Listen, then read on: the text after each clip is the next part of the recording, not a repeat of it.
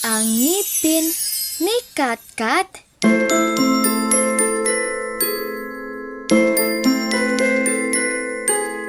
Si Katkat ay cute at malusog na bata. Marami ang natutuwa sa kanya dahil masarap siyang kumain. Wala siyang tinatanggihan. Lahat ay kinakain niya. Isda, pechay, kalabasa, lechon, sinigang, lumpia, mangga, saging, ubas, mansanas, salad, candy, tsokolate, cake, sorbetes, at kung ano-ano pa. Malakas rin siyang uminom. Umiinom siya ng tubig, ng gatas, ng soft drinks, ng juice, ng tsokolate, at kung ano-ano pa. Oh, di ba sabi ko huwag kang iinom ng kape? Hindi pa pwede yan sa iyo, sabi ni Mami Beng. Gusto ko rin po ito, Mami, sabi ni Katkat. Mayroon naman pong gatas eh. Nako, ikaw talagang bata ka. Lahat ay iniinom mo, sambit ni Mami Bing. Masarap kumain si Katkat. Minsan ay inaawat pa siya para tumigil sa pagkain. Isa lang ang ayaw niya. Ayaw niyang magsipilyo. Kailangan sa mga bata ay nagsisipilyo ng ngipin matapos kumain, sabi ni Mami Bing. Ayaw ko, Mami. Magmumungog na lang ako, sabi niya. Ikaw talagang bata ka. Matigas ang ulo mo, wika ng ina. Araw-araw kain ng kain si Katkat. Inom din siya ng inom. Pagdating ng gabi ay natutulog siya ng hindi nagsisipilyo. Paggising naman sa umaga ay kakain agad siya at iinom ng kung ano-ano. Minsan, habang naglalaro sila ni Tintin, ay tinakpan ni Tintin ang ilong nito. Bakit? Tanong ni Katkat. Ang baho kasi ng hininga mo, sabi ni Tintin. Hindi ka kasi nagsisipilyo ng ngipin. Maging ang ibang bata ay iniwasan si Katkat. Ayaw naming makipaglaro sa iyo, sabi ng mga bata. Mabaho ang hininga mo. Baliwala lang ang mga iyon kay Katkat. Kung ayaw niyong makipaglaro, di huwag, sabi niya. May manika naman ako. Iyon na lang ang kakalaruin ko. Lingid kay Katkat ay may mga natutuwa dahil hindi siya nagsisipilyo ng ngipin. Sila ang mga bakterya.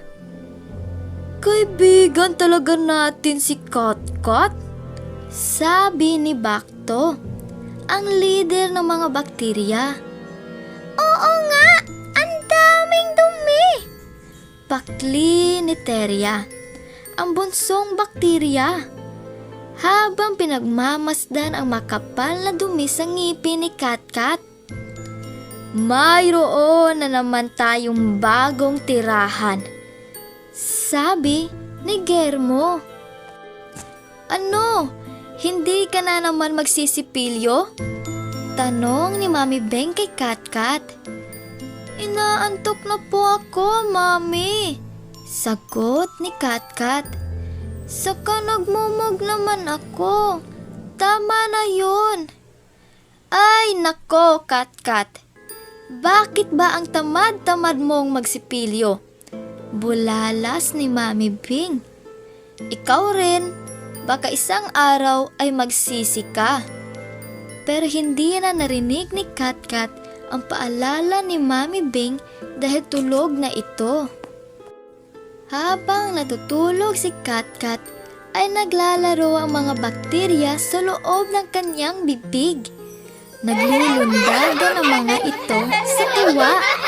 Kinakagat nila ang mga gilid ng ngipin at naliligo din sila sa mga duming nakakapit doon.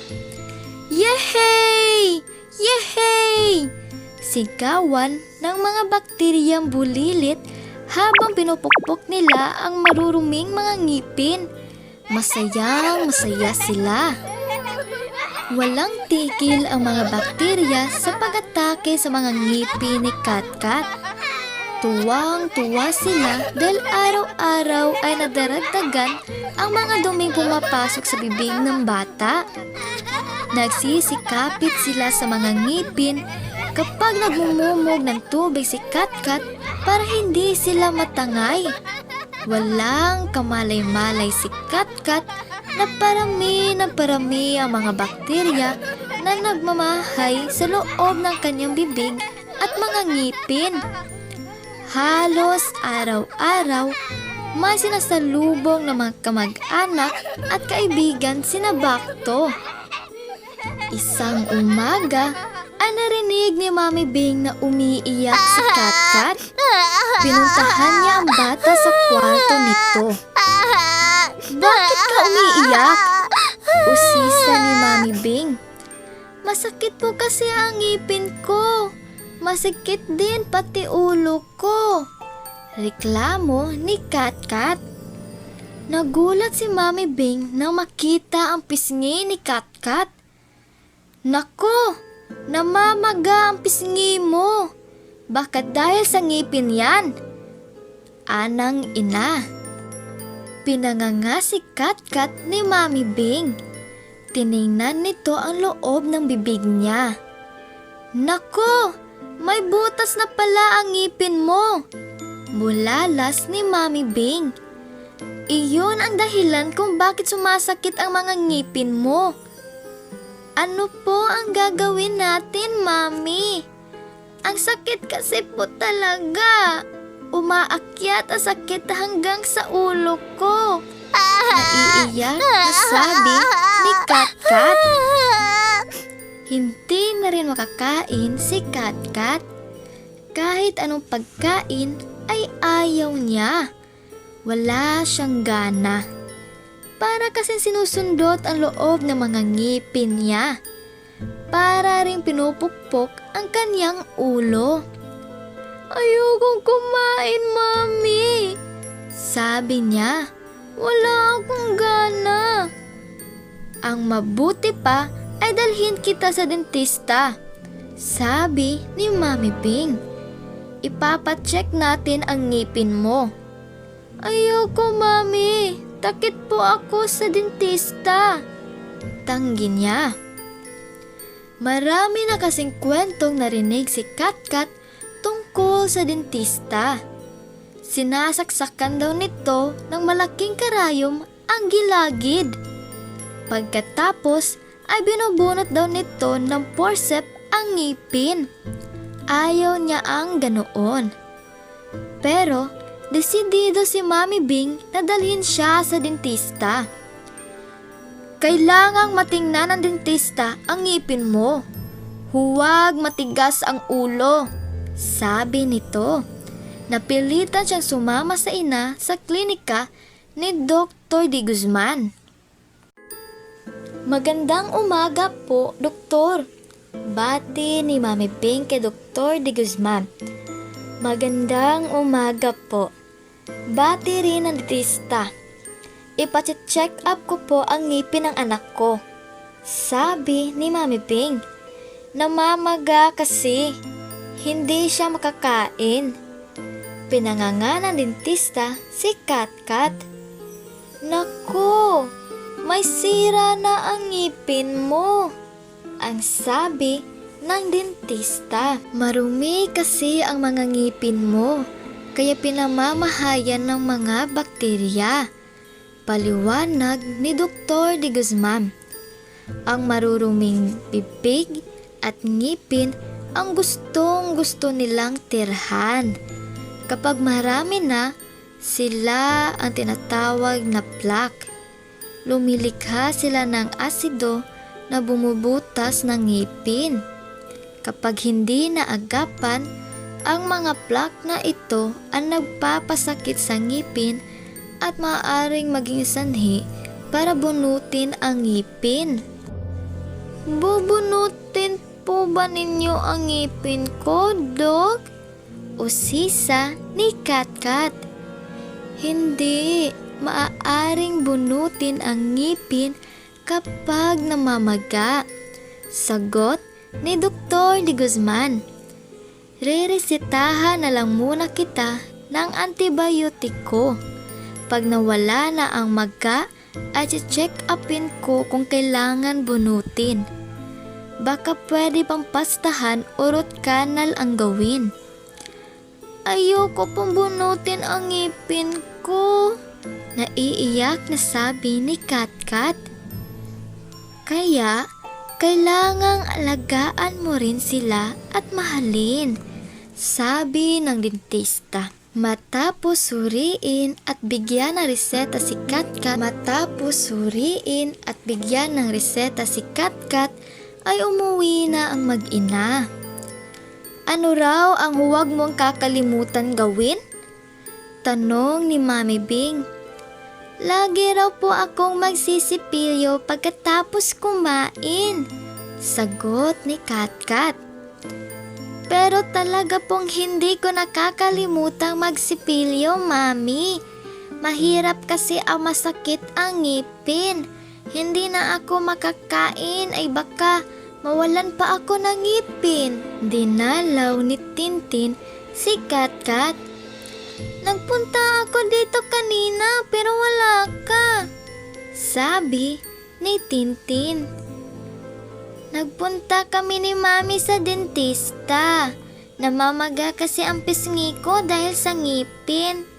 Sinabi nga sa akin ng kasambahay niyo kaya dinalhan kita nito, sabi ni Tintin at iniabot ang isang parihaba pero manipis na kahon. Ano ito? Tanong ni Katkat. Buksan mo, sabi ni Tintin. Binuksan ni Katkat ang dalang kahon ni Tintin. Natuwa siya nang makita ang laman noon. Sipilyo at toothpaste, bulalas niya. Ganyan kasi ang gamit ko. Naisip ko, baka magustuhan mo rin, wika ni Tintin. Naku, salamat Tintin. Ang bait mo naman. Siyempre, magkaibigan tayo eh. Nang maubos ni Katkat ang iniresetang antibiotiko ni Dr. De Guzman, ay nawala ang pamamaga ng pisngi niya. Bumalik sila ng mami niya sa dentista. Ang unang ginawa ni Dr. De Guzman ay linisin ang kanyang mga ngipin. Ang sarap pala ng pakiramdam pag malinis ang mga ngipin, sabi ni Katkat. Siyempre naman, kaya dapat 2 beses sa isang taon ay pinalilinis ang mga ngipin sa dentista, wika ni Dr. De Guzman. Maaari po bang huwag na ninyong bunutin ang ngipin kung may sira? Pwede po bang gamutin na lang? Pakiusap niya. Muling sinuri ni Dr. De Guzman ang ngipin niyang may sira. Nang sabihin itong papastahan na lang at hindi na bubunutin ang ngipin, ay natuwa ng labis si Katkat. Yehey! Sabi niya, ligtas na ang ngipin ko! Mula noon, hindi na kinalimutan ni Katkat ang pagsisipilyo ng ngipin.